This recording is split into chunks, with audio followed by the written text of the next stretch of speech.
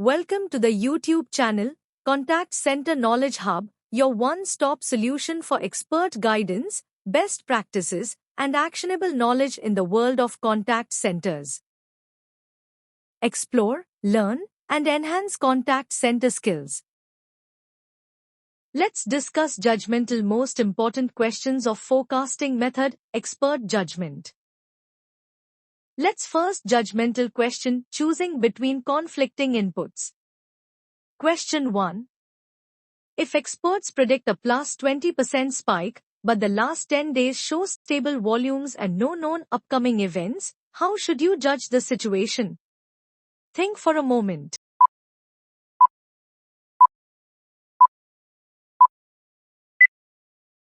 And the answer is here.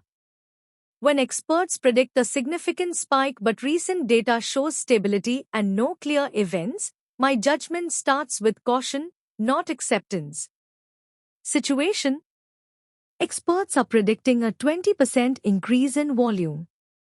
However, the last 10 days of data show stable demand, and there are no confirmed upcoming events that would typically drive such a surge. Judgment approach: I do not blindly accept a large uplift without strong supporting evidence. First, I validate how the expert assumption was formed. I check whether it is based on data and leading signals, or whether it reflects risk aversion or fear of a service level breach rather than actual demand drivers. Next, I actively search for objective triggers, such as billing cycles, marketing campaigns, system issues, regulatory changes, or competitor outages. If none of these are present, the likelihood of a sudden spike remains low. In the absence of strong indicators, I apply a moderate uplift, typically 5 to 10%, instead of the full 20%. This allows the forecast to remain responsive without committing prematurely. Finally, I rely on intraday monitoring once the period begins, so the forecast can be adjusted quickly if real demand starts to emerge. Judgment principle: high forecasts require high evidence. Without clear signals, disciplined restraint protects both accuracy and operational efficiency. Next judgmental question is, missing data versus SME opinion. Question 2. You have missing data for 2 days. Experts say nothing special happened. Should you trust them fully? Think for a moment.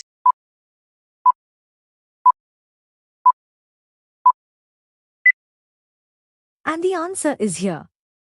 When data is missing and experts say nothing unusual happened, my approach is to trust, but always verify. Situation: I am missing 2 days of core data. Subject matter experts confirm that, to their knowledge, no special events occurred during that period.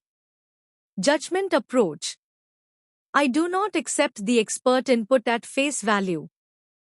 Instead, I validate it using independent evidence. First, I cross-check IVR logs, chat and email traffic, and social media signals to see whether customer behavior remained stable or showed early anomalies. Second, I reconstruct expected volumes using day-of-week patterns from recent history, which provides a reasonable baseline in the absence of actuals. Third, I compare expert claims against historical stability, asking whether similar past periods without events also behaved normally. Decision: if these checks align, I proceed with confidence. If they don't, I flag uncertainty and adjust conservatively. Judgment principle: always validate expert claims when data gaps exist. Expert insight is valuable, but only when supported by evidence.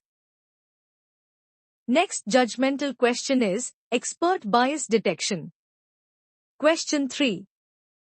If an expert consistently predicts high volumes to prevent SLA breaches, how should you treat their input? Think for a moment.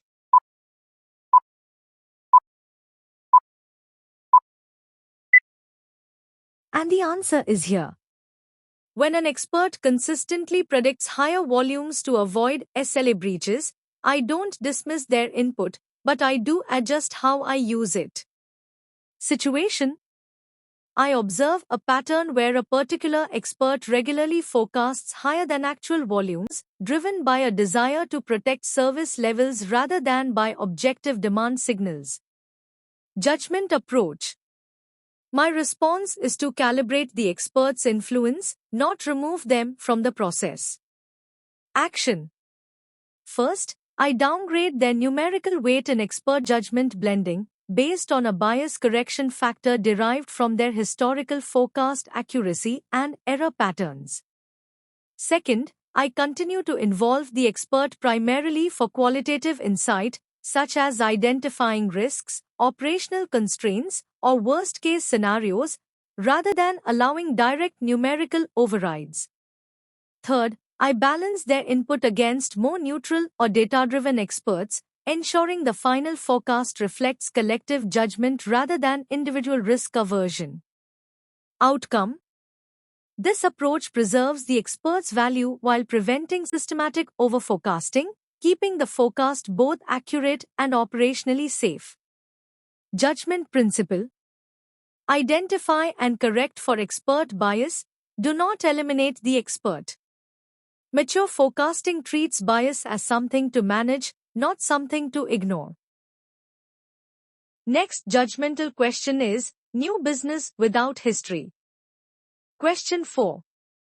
For a new process with zero historical data, what judgment-based forecasting approach should you use? Think for a moment.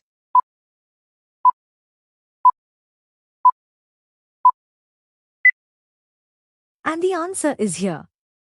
When forecasting a brand new process with no historical data, I avoid single number predictions and instead rely on structured expert judgment. Situation: the process is new, with zero historical volume data, which makes traditional statistical forecasting unreliable. Judgment approach: I build the forecast using multiple qualitative and analog inputs, rather than assuming certainty. Action: first, I gather expert expectations and ask for range-based estimates, not point numbers. Second, I align the forecast with product or launch timelines, understanding when customer awareness and adoption are likely to ramp up.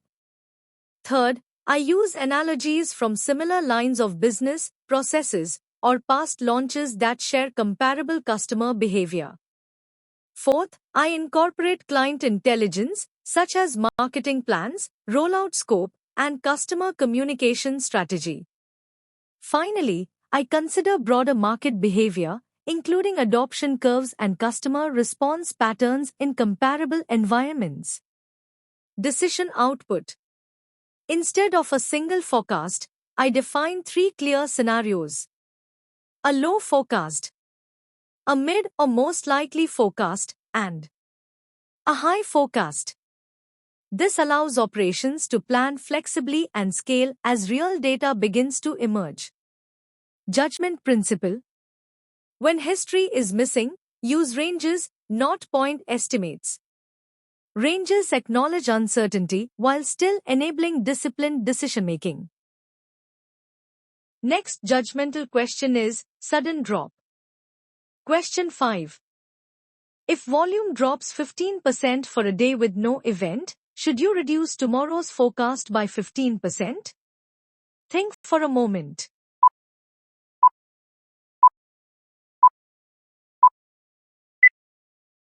And the answer is here. When volume drops sharply for a single day with no clear event, my answer is no. I would not immediately reduce tomorrow's forecast by the same amount.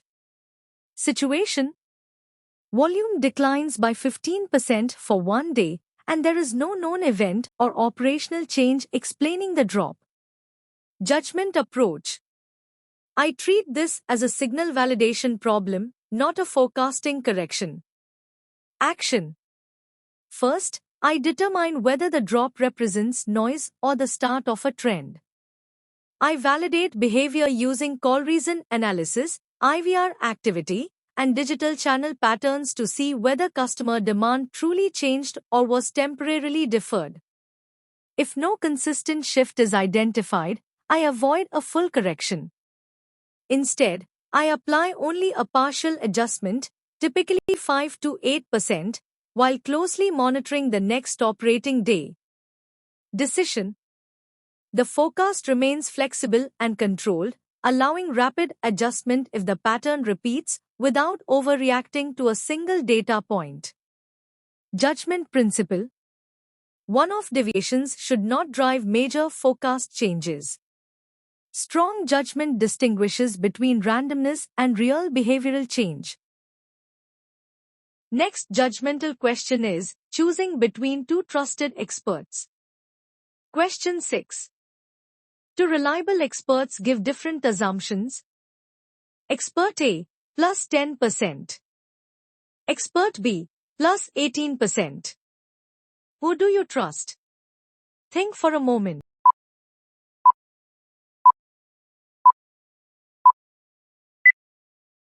And the answer is here. When two trusted experts provide different assumptions, my approach is not to choose a person, but to choose the evidence. Situation: Expert A forecasts a 10% increase based primarily on historical patterns. Expert B forecasts an 18% increase based on a potential upcoming driver. Judgment approach: I evaluate how each assumption was formed, focusing on evidence, timing, and relevance. Action: if Expert B's assumption is supported by a confirmed campaign, system change, or external trigger, I give that view greater weight because event-driven demand often overrides historical baselines. If Expert A's view is grounded in past behavior with no new triggers, I treat it as the conservative anchor. When both experts are credible but neither provides decisive proof, I apply blended judgment, selecting a midpoint, around 14%, and pairing it with close monitoring. Decision: the final forecast reflects evidence-weighted blending, not personal preference. Judgment principle: when two experts are strong, blend the judgment. Leadership judgment is about synthesis, not selection. Next judgmental question is weak evidence but strong intuition from experts. Question 7. If experts strongly believe volume will rise but cannot explain why, should you adjust the forecast? Think for a moment.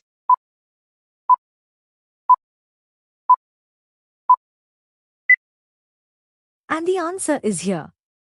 When experts have strong intuition but cannot clearly explain the drivers, my response is cautious acknowledgement, not full adoption. Situation: experts strongly believe that volume will increase, but they are unable to point to specific data, events, or leading indicators that explain the expected rise. Judgment approach: I respect experience and intuition, but I do not allow intuition alone to drive major forecast changes. Action: I apply a small, controlled uplift, typically in the 3 to 5% range, to acknowledge the expert instinct without overcommitting. I then closely monitor the early hours of the next operating day, looking for confirmation through call reasons, IVR behavior, digital traffic, or escalation patterns. At the same time, I prepare the operation to scale up quickly if objective evidence begins to emerge. Decision: the forecast remains flexible and evidence-led, allowing rapid correction if intuition proves correct, while minimizing risk if it does not. Judgment principle: strong intuition deserves small acknowledgement, not blind adoption. Mature judgment balances respect for experience with discipline and proof. Next judgmental question is adjusting HT based on expert insight. Question 8. Experts claim a new policy will increase HT by 30 seconds. Should you apply full impact immediately? Think for a moment.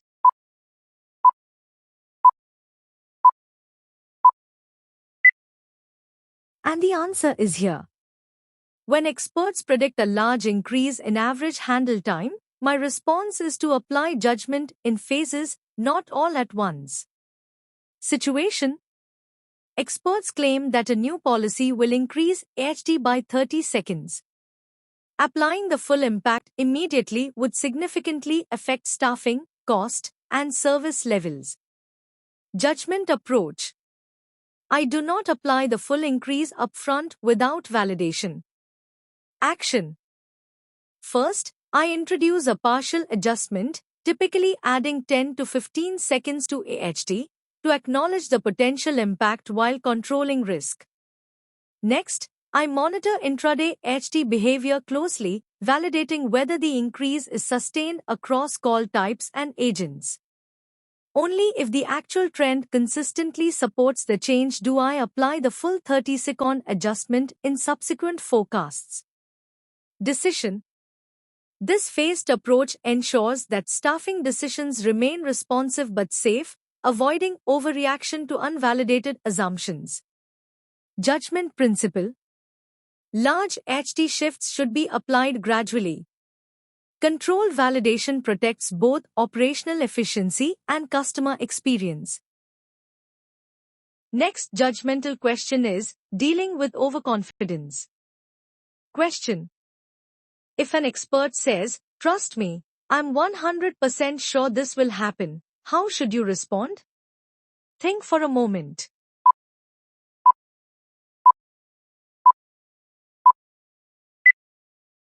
And the answer is here. When an expert says, "Trust me, I'm 100% sure," my response is calm, respectful, and structured. Situation: an expert expresses absolute confidence in an outcome without initially providing supporting detail. Judgment approach: I remind myself that confidence does not equal accuracy. Strong forecasting decisions are built on evidence and reasoning, not certainty of tone. Action: first, I ask the expert to clearly explain their assumptions, drivers, and expected time window. Second, I request supporting evidence or early indicators, such as data signals, comparable past events, or operational triggers. Third, I review the expert's historical accuracy, particularly for past high-confidence or extreme forecasts, to understand whether similar certainty has translated into results before. Based on this, I apply judgment grounded in data, logic, and validation, rather than the expert's confidence level alone. Decision: the final forecast reflects structured reasoning, not personal conviction. Judgment principle: confidence should never overpower data or structured reasoning. Mature judgment values evidence over certainty. Next judgmental question is high uncertainty event. Question 10. An upcoming regulatory announcement might affect call volume, but no one knows how. How do you forecast? Think for a moment.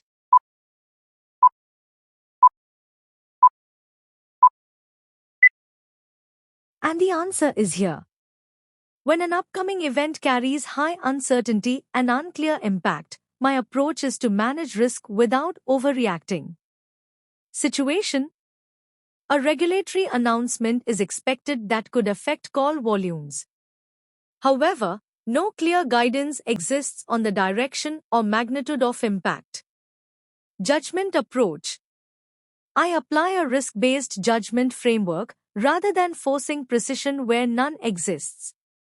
Action: first, I apply a mild precautionary uplift, typically around 5%, to acknowledge potential impact without committing prematurely. Second, I prepare contingency staffing plans for higher-risk scenarios, such as 15 to 20% increases, so the operation can scale quickly if demand materializes. Third, I communicate clearly with stakeholders, explicitly stating the low confidence, high-risk nature of the forecast and outlining recalibration checkpoints once the announcement is made. Decision: The forecast remains stable but flexible, protecting service levels while avoiding unnecessary cost exposure. Judgment principle: prepare for volatility, but avoid overreactions. Strong judgment balances readiness with restraint when outcomes are uncertain. Next judgmental question is contradicting early indicators. Question 11. Experts say tomorrow will spike, but early indicators, IVR, digital traffic, show no signs. How do you judge this? Think for a moment.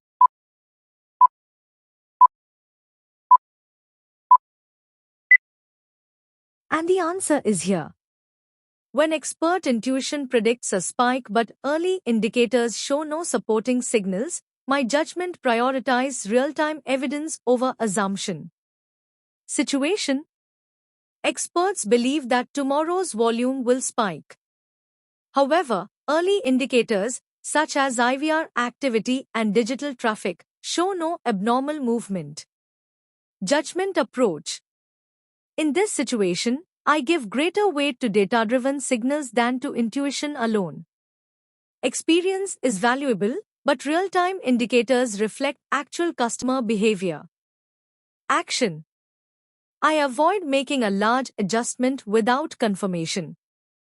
Instead, I apply a small, controlled uplift, typically in the 5 to 7% range, to acknowledge the expert concern while limiting risk.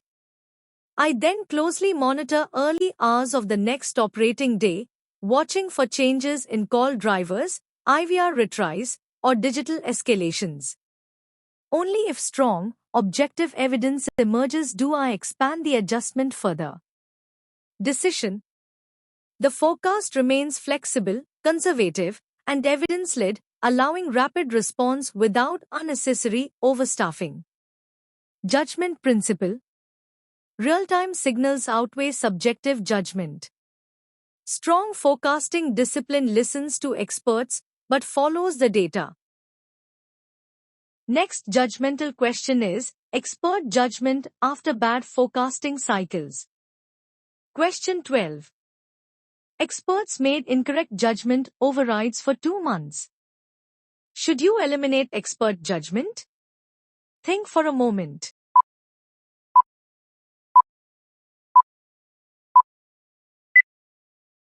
And the answer is here. When expert judgment has underperformed for multiple cycles, my answer is no, I would not eliminate it. I would fix the process around it. Situation: for nearly 2 months, expert-driven overrides produced inaccurate forecasts, raising concerns about whether expert judgment should continue to be used. Judgment approach: I treat this as a process failure, not a failure of expert judgment itself.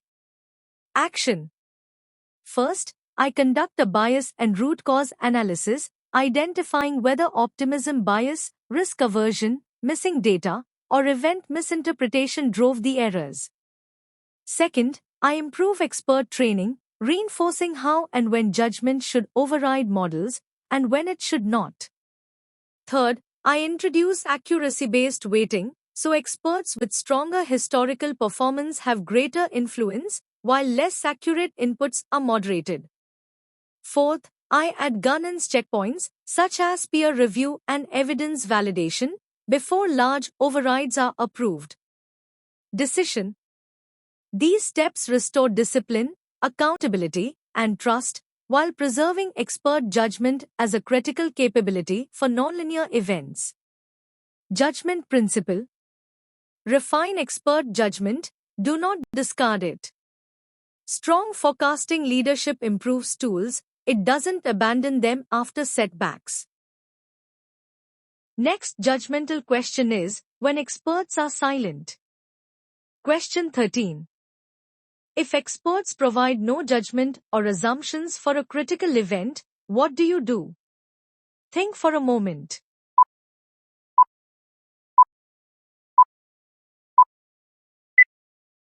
And the answer is here. When expert judgment has underperformed for multiple cycles, my answer is no, I would not eliminate it. I would fix the process around it. Situation: for nearly 2 months, expert-driven overrides produced inaccurate forecasts, raising concerns about whether expert judgment should continue to be used. Judgment approach: I treat this as a process failure, not a failure of expert judgment itself. Action: first, I conduct a bias and root cause analysis, identifying whether optimism bias, risk aversion, missing data, or event misinterpretation drove the errors. Second, I improve expert training, reinforcing how and when judgment should override models and when it should not. Third, I introduce accuracy-based weighting, so experts with stronger historical performance have greater influence, while less accurate inputs are moderated. Fourth, I add governance checkpoints, such as peer review and evidence validation, before large overrides are approved. Decision: these steps restore discipline, accountability, and trust, while preserving expert judgment as a critical capability for nonlinear events. Judgment principle: refine expert judgment, do not discard it. Strong forecasting leadership improves tools, it doesn't abandon them after setbacks. Next judgmental question is balancing short-term versus long-term judgment. Question 14. Experts predict a short-term spike but long-term decline. How do you handle the forecast? Think for a moment.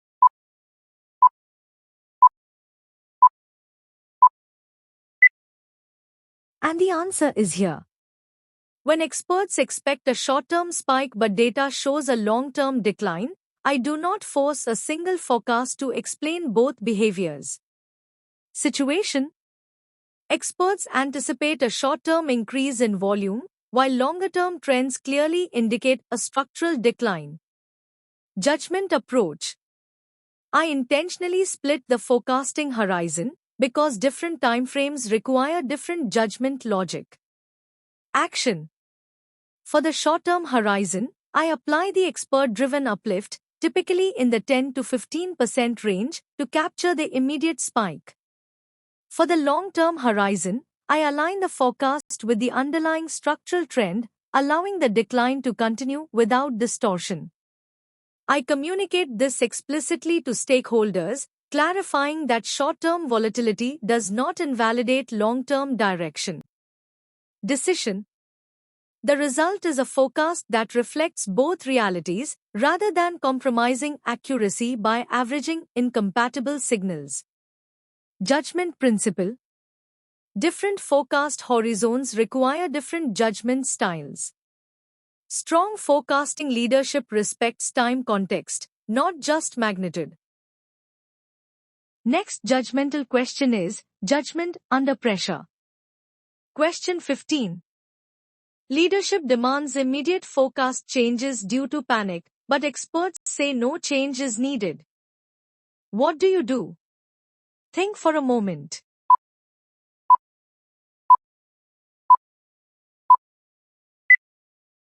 And the answer is here. When leadership demands immediate forecast changes driven by panic, my role is to slow the moment down with facts and structured judgment. Situation: leadership is requesting urgent forecast changes, reacting to perceived risk. At the same time, experts confirm that no material change in demand is occurring. Judgment approach: I respond with calm, evidence-based reasoning, rather than matching urgency with overreaction. Action: first, I present real, current data, volume trends, intraday behavior, and early indicators to ground the discussion in facts. Second, I clearly explain the expert reasoning, highlighting why the current forecast remains valid and what signals we are actively monitoring. Third, instead of rejecting leadership concerns, I recommend small, safe adjustments, such as minor buffers or contingency levers, that protect operations without distorting the forecast.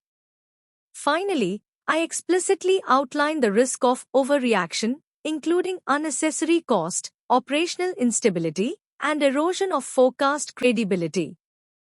Decision: the forecast remains disciplined and defensible, while leadership concerns are addressed through control safeguards.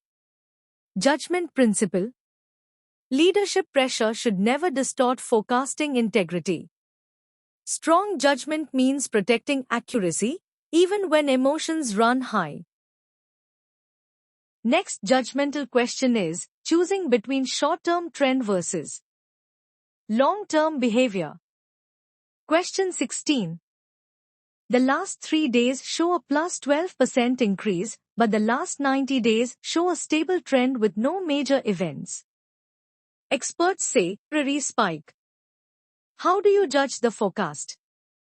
Think for a moment.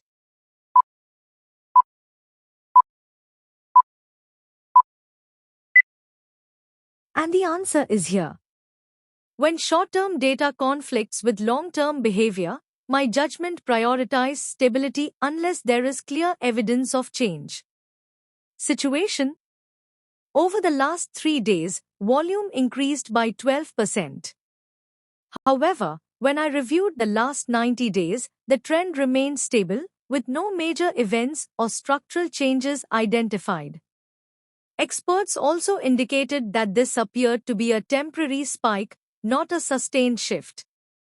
Judgment approach: I treat short-term movement as a potential anomaly, not an automatic trend reversal. Action: first, I look for a clear trigger, such as a system issue, campaign, billing cycle, or external disruption, that would justify overriding the long-term pattern. In the absence of such evidence, I avoid fully adopting the short-term spike. Instead, I apply a partial uplift, typically in the 4 to 6% range, to acknowledge recent movement while still anchoring the forecast to long-term stability. At the same time, I closely monitor early day volume velocity in the next operating period, so the forecast can be adjusted quickly if the spike proves persistent. Decision: this balanced approach ensures we remain responsive without overreacting, protecting both accuracy and operational efficiency.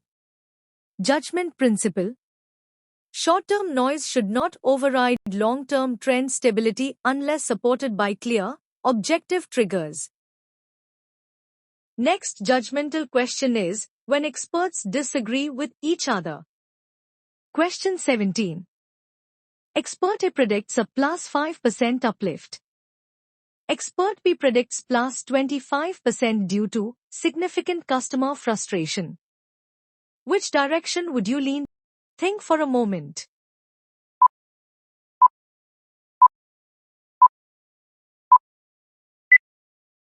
And the answer is here. When experts disagree significantly, my judgment is guided by evidence, not by the size of the number. Situation: one expert predicts a 5% uplift based on recent patterns. Another expert predicts a 25% increase, citing significant customer frustration. Judgment approach: I do not immediately lean toward the higher estimate simply because it sounds more cautious or protective. Action: first, I ask the expert predicting the larger impact to support their claim with evidence, such as customer sentiment data, app or system failure indicators, call driver samples, or escalation trends. If that evidence clearly validates widespread frustration, I am willing to increase the forecast meaningfully. However, if the claim cannot be substantiated, I avoid a full adoption of the high estimate. Instead, I apply a low to mid uplift, typically in the 7 to 12% range, which balances caution with discipline. Throughout the process, I give greater weight to the expert whose reasoning aligns most closely with objective data and verified signals. Decision: the final forecast reflects evidence-weighted judgment, not the loudest or most extreme viewpoint. Judgment principle: stronger claims require stronger evidence. High-impact forecasts demand high-proof justification. Next judgmental question is, when HT behaves abnormally. Question 18. HT jumps from 310s to 360s for 2 days, but experts claim nothing is wrong. What judgment call do you make? Think for a moment.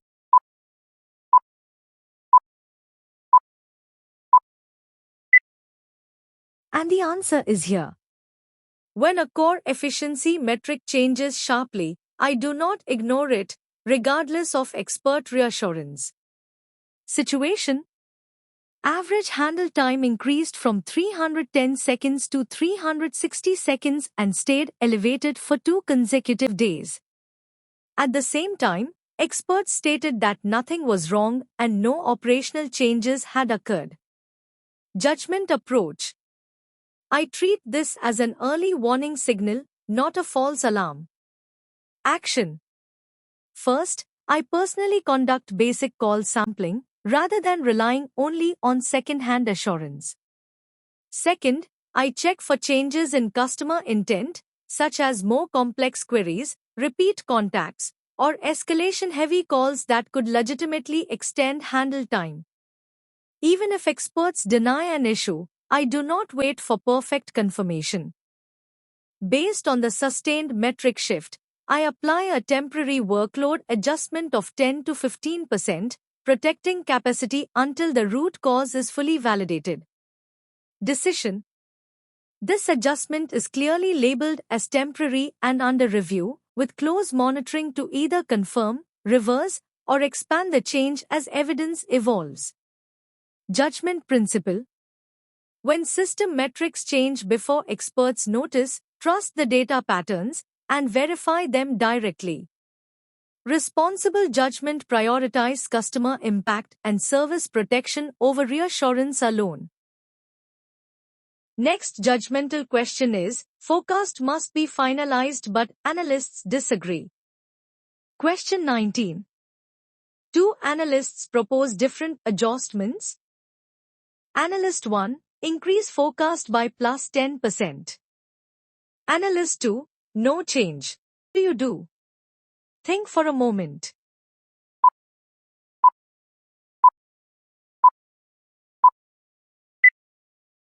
And the answer is here. When analysts disagree and the forecast still needs to be finalized, my role is to synthesize, not to arbitrate.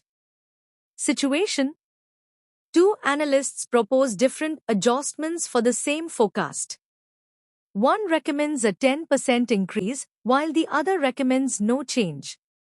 Judgment approach: I evaluate how each recommendation was formed, not just the final number.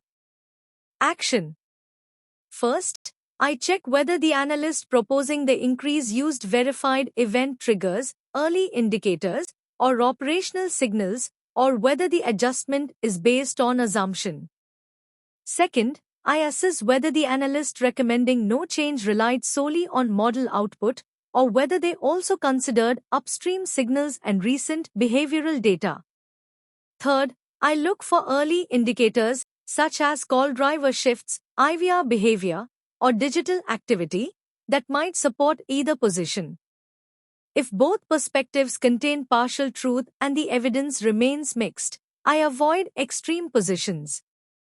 Instead, I apply a moderate, defensible adjustment, typically around 5 to 6%, and clearly document the uncertainty. Decision: this approach balances responsiveness with discipline, keeping the forecast credible and adjustable.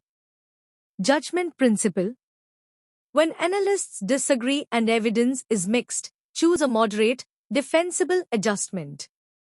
Leadership judgment is about integration, not compromise without logic. Next judgmental question is, uncertainty before a new policy launch. Question 20. A new policy launches tomorrow. Experts disagree on impact. Models have no history. How do you judge the forecast? Think for a moment.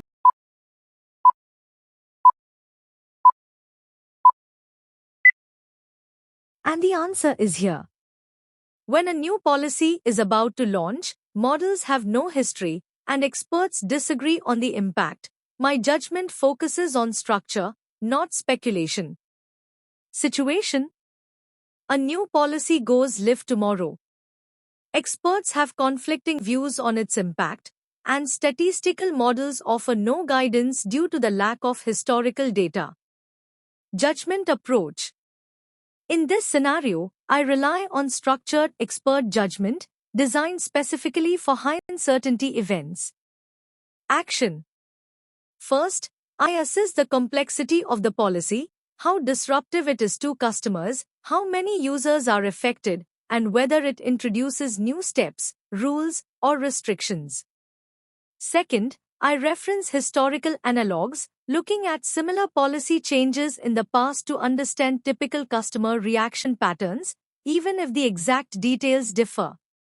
Third, rather than choosing an extreme position, I apply a mid-range uplift, typically in the 8 to 12% range, which balances caution with discipline. Finally, I prepare contingency staffing buffers, ensuring we can scale quickly if demand exceeds expectations, without committing prematurely to full overstaffing. Decision: the forecast remains measured, defensible, and flexible, with clear plans for rapid recalibration once real data becomes available. Judgment principle: when uncertainty is high, use moderate adjustments combined with strong buffers. This protects service levels while preserving forecasting integrity. Thanks for watching my YouTube channel, Contact Center Knowledge Hub. If you found this helpful, don't forget to like, share, and subscribe for more insights. See you in the next video.